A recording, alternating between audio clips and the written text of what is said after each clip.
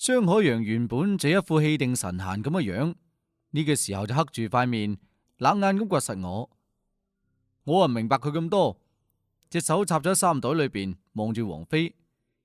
張海洋衝住王菲好生硬咁問啦：你點解唔接我電話嘅？王菲低聲咁講啦：手機冇電啊。張海洋又問啦：咁夜你去邊啊？點解同呢個僆仔一齊嘅？王菲聽落有啲唔舒服，塊面一下子變得通紅，佢有啲急啦。張海洋，我去邊度同邊個一齊，同你有咩啦楞？使唔使理你啊？張海洋聽到之後一下子就炸啦，佢話啦：我係你男朋友，我唔理你，邊個理你啊？王菲好嬲咁講啦：你係邊個男朋友啊？邊個同你有關係？我同意咗啦咩？張海洋講啦：雙方父母都同意咗噶啦，你到底喺度發咩脾氣啫？你唔通就為咗呢條僆仔先一直唔理我？王菲聽佢咁講，伸出手嚟，一嘢就翹住我隻手，跟住講啦：係啊，我就中意錄咗，我中意佢，唔中意你。感情呢啲嘢勉強唔嚟噶嘛，你以後唔好再嚟煩我。王菲心口脹卜卜，充滿住彈性，我措手不及，俾佢緊緊咁箍住。我隻手臂感覺到俾佢豐滿嘅酥胸頂住，軟腍腍咁，感覺一下子就呆住咗。呢個係咩情況啊？邊個可以同我講講呢？見到我同王菲緊緊咁黐埋一齊，張海洋激到肺都歪，佢大聲咁喺度破口大罵，講住佢對王菲點好點好，話佢點能夠咁樣對佢。王菲唔講說話，只係緊緊咁攬住我，一面甜蜜嘅樣。我見到張海洋鬧得好難聽，我勸佢講啦：喂，街嚟噶，周圍都係人，你注意一下影響好唔好？我唔出聲仲好啲，一出聲啫，張海洋就將個矛頭對準我，亦都唔鬧啦，一拳向我揈咗過嚟。我向後退開一步，放開咗王菲，然之後擋住咗張海洋呢一拳。我啱啱想勸嘅，佢跟住好似癲狗咁撲咗上嚟，又要打我。嗱，前面講過噶啦，佢呢個人生得就高大靚仔，將近成1.9米，比我高咗成個頭，優勢好大。但係我身體經過金蠶蠱半年嘅溫養，反應力、爆發力都比尋常人強一啲。就算係冇金蠶蠱喺度啊，我亦都唔驚佢。見佢出手咁兇狠，我亦都扯火啦，一下子將佢隻手捉住，跟住順勢撳咗地下。佢俾我撳住，喐都唔能夠喐。於是乎就開始炒蝦擦蟹，鬧出咗各種各樣好難聽嘅說話，引嚟咗好多圍觀嘅群眾。王菲亦都好嬲，佢踎低身同張海洋講啦：錄咗同你表哥楊宇係好朋友，佢有幾犀利，你表哥最清楚噶啦。你最好先去問下佢，再嚟搞事。張海洋聽到咁，亦都收咗聲。我放開佢，佢爬咗起身，好陰險咁掘咗我一眼，裏邊充滿住怨毒。佢頭都唔回咁走咗，走出咗好遠，喺黑暗嘅地方，擰轉頭又望向我。呢條友居然上笑咗，笑得好詭異添。見到冇乜嘢事，周圍嘅人群亦都散咗。王菲有啲唔好意思咁同我解釋，佢講啦：張海洋嘅姑姐就係楊宇嘅阿媽。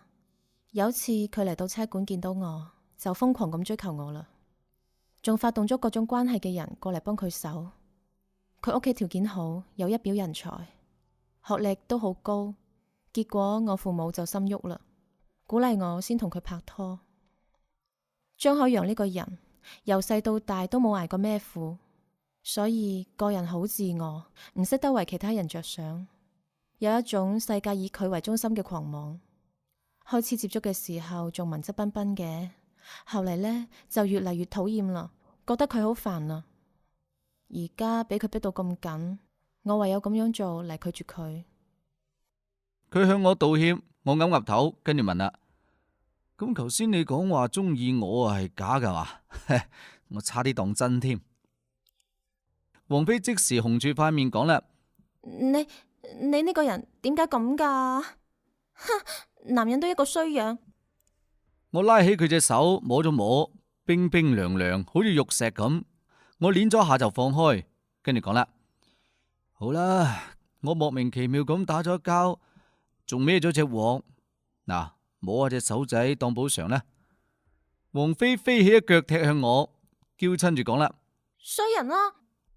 再行前啲就係佢屋企。我講啦：你翻屋企啦，我自己搵地方瞓得啦。佢講啦：我送你啦，我識得招待所嘅經理，可以打折噶。我笑咗笑，跟住講啦：嘿，住一晚啫，能夠打到幾多折？嗰啲啲錢唔使嘥咗個人情。不過如果你想同我一齊傾下人生同埋理想，我啊唔介意啊。佢又是飛起一腳，跟住講啦：你呢個人啊，越嚟越唔正經，唔理你啦，我翻屋企。講完之後，佢拎起個手提包，急急腳咁向條巷嗰度行咗過去。我望住佢善麗嘅背影，我喺度諗，如果呢個寒冷嘅夜晚有呢個靚妹同我一齊喺度碌床單，咁真係 well。一陣冷風吹過，我索索個鼻，唉，冬天嚟啦。我喺招待所開咗間房，啱啱沖完涼就收到王妃嘅短信。佢問我安頓妥當未，我趴喺床上邊回信息俾佢，搞掂晒啦。過咗陣間，手機又響起，佢向我道歉，話如果張海洋過嚟搵我麻煩嘅話，隨時同佢講。呢個時候，我放咗朵朵出嚟，佢本嚟踎喺床上邊睇住電視台放嘅恐怖片怨咒嘅，呢個時候亦都懟個頭過嚟望住我手機嘅內容。我問佢啦：你識字咩？佢擰擰頭，揈住佢嘅頭仔，一面求教咁嘅樣。於是我一邊發信息，一邊就同佢講呢個字點讀，咩意思。朵朵嘅求知欲就好強，亦都好聰明。我一直同佢講到半夜，短信亦都發到半夜。最後啊，仲係王妃頂唔順，攰到乜嘢咁，佢話先去瞓。第二日我去咗趟市區，喺最大嘅中藥房裏邊買咗好多相關嘅藥材。呢啲係為咗幫朵朵恢復地魂而作嘅準備，嘢就好多，但係亦都好繁雜。我託馬海波同埋楊宇代購嘅嘢，亦都需要一啲時間。反正仲有20幾日先到朵朵嘅生忌，我亦都唔急。第3日，馬海波打電話俾我，話清剿行動上面已經批咗落嚟，話21號入山，問我需要準備啲乜嘢嘢。我就講啦，準備啲松果、番薯藤、香燭、土雞蛋、紅線、新糯米，仲有啲綁嘢嘅紮繩，呢啲嘢冚唪唥要配齊。如果有槍嘅話，帶多幾支。嗰邊唔係仲有一個山洞咩？如果有殺蟲嘅毒氣，又或者係火焰噴射器、雷管啊嗰啲，冚唪唥都帶埋最好。佢講啦，好，我去局裏邊開個會，同小組成員捧捧頭先。馬海波呢幾日亦都喺度做緊李德財嘅工作，叫佢帶路去後庭崖嗰邊，將啲矮騾仔剿滅，將功補過。李德財開始嘅時候就好驚，唔肯應承，但係呢件事畢竟涉及到自己呢一世嘅事，馬海波就連嚇帶氹，最終李德財好無奈咁岌岌頭。我同馬海波等人碰碰頭，開咗個會，商量咗啲事。與會嘅除咗佢上面嘅領導組員之外，仲有一個武警系統嘅青年軍官，佢姓吳。確定好呢啲嘢之後，所有人養精蓄銳。21號天蒙蒙光，我哋就出發，前往咗青山界嘅青蒙鄉。同行嘅有我、李德財、馬海波同佢手下嘅4個幹警，仲有吳隊長以及1個班左右嘅武警戰士，一共就16個人。另外仲帶咗2隻訓練有素嘅狼狗。離後庭崖最近嘅村叫做中陽村，呢條路係啱啱修通冇幾耐，所以就唔好行。嚟到中陽村之後，我哋將車停咗喺村裏邊，然之後就徒步上山。青蒙鄉裏邊亦都派咗個年輕嘅幹事同埋一個向導陪住我哋上山。我哋將部車停咗喺中陽村嘅曬穀場裏邊，然之後執拾行裝，整理咗一陣間，開始沿住村後邊嘅泥路上山。徒步跋涉自然就比坐車要辛苦啲，不過我仲好啲，精神好抖擻。行咗一陣間，路旁邊嘅田地就漸漸變成咗樹林，道路亦都變得崎嶇。前2日仲落咗幾滴雨，而家啲路就變得有啲爛。行過咗一個山坳，又見到咗山腳下邊有幾笪木頭房屋。嗰個姓黃嘅幹事講話呢個係中央村嘅七組。過咗呢片仲有人家嘅地方之後，就係大山嘅樹林，嗰邊就冇人噶啦。呢個時候有人嗌頸渴，問能唔能夠去嗰啲村民嗰度搵啖水飲下。其實我哋每個人都帶咗啲水同埋乾糧，但係一入到山就唔知道幾耐先能夠翻嚟。啱啱落完雨，山裏邊嘅泉水井水都好濁，所以去攞啲水飲下都好。所以路過嘅時候，嗰個黃幹事就帶住我哋去咗敲門。行出嚟嘅係一個老坑，佢盲咗一隻眼，另外一隻眼就黐滿咗眼屎。不過佢身上面嘅衣服就洗得好乾淨，唔似係鄉下人。羅幹事叫佢做羅伯，同佢講明咗來歷。羅伯就話冇問題，攞咗一大壺水出嚟俾大家飲。幾個後生嘅戰士攞住自己嘅壺過嚟接，飲咗幾啖，都話呢啲水好甜。羅伯就笑眯眯咁講啦，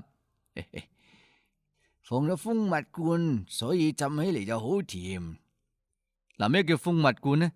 其實就係一種果實，攞嚟泡水飲係甜嘅，味道有啲似蜂蜜，所以得名叫做蜂蜜罐。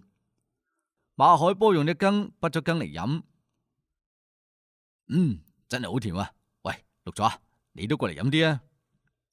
唔知點解啊，我聽到馬海波叫到我嘅名嘅時候，我就感覺到背脊上邊有啲唔舒服，好似俾蛇躝過一樣，冰冰冷冷、滑潺潺，全身都覺得打冷震。我飲咗啖水，我感覺到冇乜嘢滋味，並唔似佢哋講到咁好飲。馬海波就要俾錢呢個羅伯，但係佢點都唔肯收。佢講啦，唉，幾啖水唔多，點可以收錢呢？點樣講佢都唔肯收。馬海波只能夠算數，不斷向佢講多謝。幾個戰士將軍壺裏邊嘅水全部飲晒，然之後又斟滿咗呢啲水，話呢啲水飲起嚟好解渴。呢一段插曲過咗之後，我哋繼續趕路。一路之上密林茂盛，嗰啲路都係斬柴嘅人踩出嚟嘅，又細又唔好行。路上邊嗰啲泥又爛爛地。我着住一對腳尖傷咗腳板嘅黑色勞保鞋，而家就踩咗成腳泥，行喺路上邊都跣低咗幾次，好在就冇受傷。喺路過一條小溪嘅時候，馬海波手下邊有個幹警，隻腳一滑，跟住跌咗入條溪裏邊。好在佢係識得游水，自己爬咗上嚟，全身成個落湯雞咁，又濕又凍。馬海波同吳隊長商量咗下，留低一個戰士陪佢喺呢度點一堆火，先將啲衫背乾，而其他人就繼續前進。我哋又翻過咗幾座山，足足就行咗2個鐘頭。最前面嘅向導突然之間叫啦，到啦，呢度就係前庭崖啦，再過啲就係後庭崖。所有人停低腳步向前望咗過去，只見呢度嘅山都高聳入雲，旁邊就雲霧繚繞。我哋都鬆咗啖氣，唉，終於到啦。天色好陰暗，有薄霧喺度繚繞，風吹過嚟捲起咗薄薄嘅霧紗。我哋繼續向前行，前面嘅向導講啊，佢話呢個天氣蛇蟲鼠蟻都冬眠，而家最好啦。如果去到春夏交替嗰陣，真係鬼都唔敢過嚟，因為蛇太多，行下行下喺樹上面就會跌落嚟，翹住條頸。呢個向導佢姓金，係個將近50幾歲嘅男人，鑲咗對金門牙，佢腳下邊行得飛快。聽黃幹事介紹啊，佢話係中央村嘅村民，經常入山採藥採蘑菇嘅。我問嗰個金向導啦，呢啲霧係咩回事啊？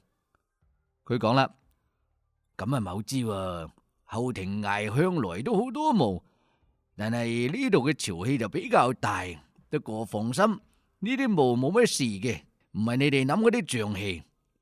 我入山40幾年啦，經常見到裏邊有霧，唔礙事嘅。我心念一動，跟住講啦，你有冇見過矮騾仔啊？你係講嗰啲矮老爺啊？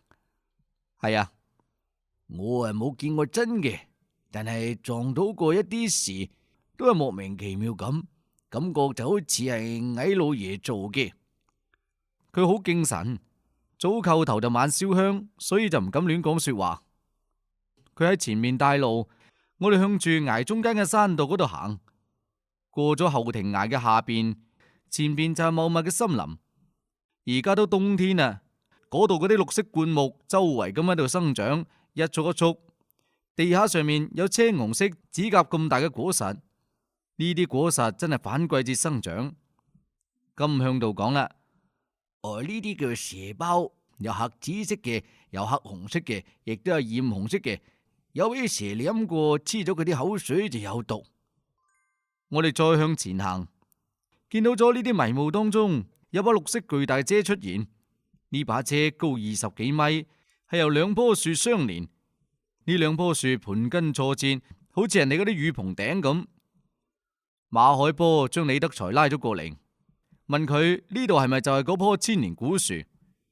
李德才講啦，係啊，嗰個溶洞就喺嗰棵大榕樹後邊嗰個坡嗰度。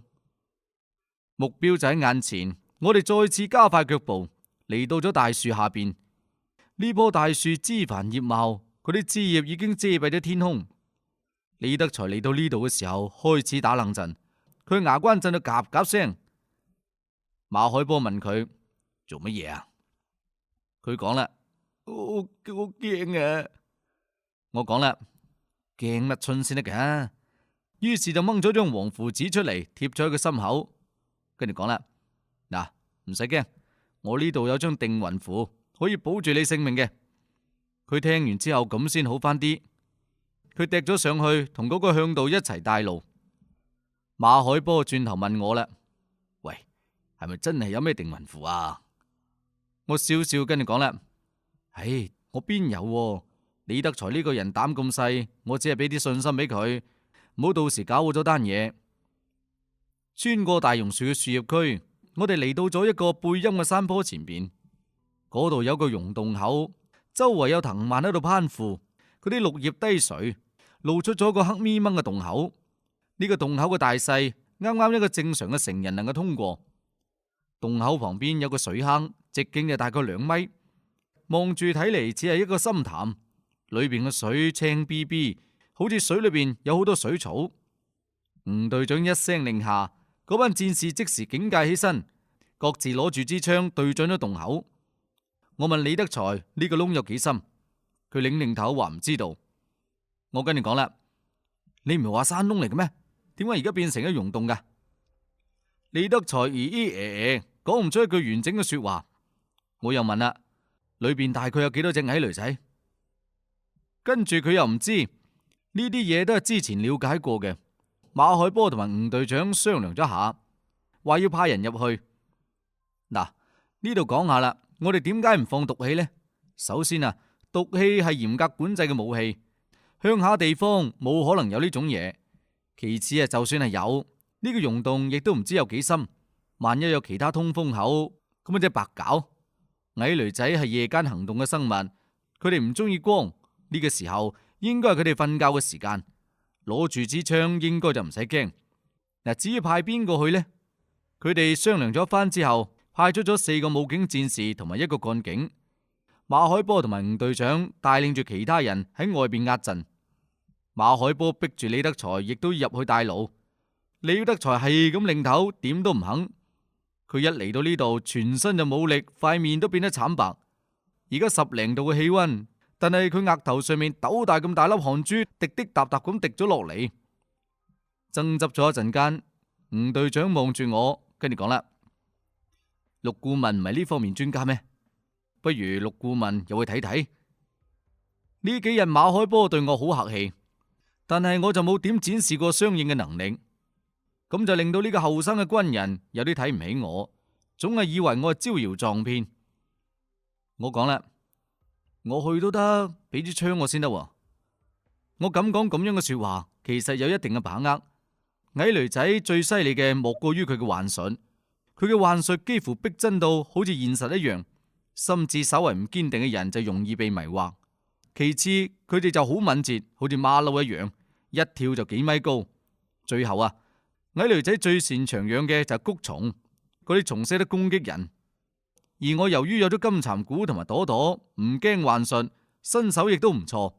金蠶蠱有種好犀利嘅氣息，普通嘅谷蟲亦都唔敢埋我身。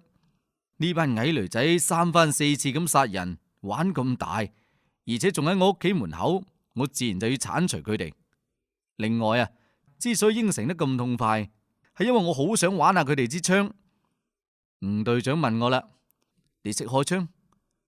我除咗以前讀書嘅時候軍訓開過3槍，其他時間邊有呢啲嘢玩啊？但係我算得上係一個偽軍迷，多多少少都知道一啲。於是好堅定咁講啦：咁梗係識啦。佢疑惑咁望咗我一眼，然之後徵求咗下馬海波嘅意見。馬海波岌岌頭，佢從腰間攞出咗一把黑咪掹嘅手槍，係6.4式。佢猶豫咗下，最終就冇遞俾我，跟住講啦：都係我自己去啦。搞到我就白開心一場。於是我就踎低落嚟發糯米。之前我就同佢哋講過一啲點樣遏制矮騾仔嘅方法，最有用嘅就係用糯米去掟。呢個世界上邊有好多嘢都唔能夠用科學嚟解釋。嗱，比如講糯米啦，呢個只係一種糧食，喺土地當中生長出嚟，蒸熟嚟食嗰陣好黐牙好香，功效就得咁多。但係如果攞佢掟到矮騾仔呢啲陰物身上嘅話，就能夠令到嗰啲陰物全身潰爛飆煙。你話神唔神奇啊？就算冇槍，但係我就係跟住吳隊長同埋另外嘅5個人一齊攞住啲電筒入咗個溶洞。外邊係日光日白，但係行入到洞裏邊10幾米之後，整個空間驟然之間就黑咗落嚟，裏邊亦都開始回暖，溫度提升咗好幾度。呢個係普通喀斯特地貌而形成嘅溶洞。呢個洞高有2米幾，洞壁上面有岩石，摸上去就好乾燥。因為之前講過矮騾仔就好兇狠，我哋7個人嘅嘴裏邊都嚼住甘草，向前面慢慢咁行，唔敢有太大嘅動靜。行咗幾分鐘之後，出現咗一個分岔路，我哋幾個人集中討論咗一下，決定用粉筆做一個記號，然之後決定向住一邊行過去。當喺度諗要揀左定揀右嘅時候，吳隊長望咗我一眼，佢講啦：既然你叫綠咗，我哋行左邊啦。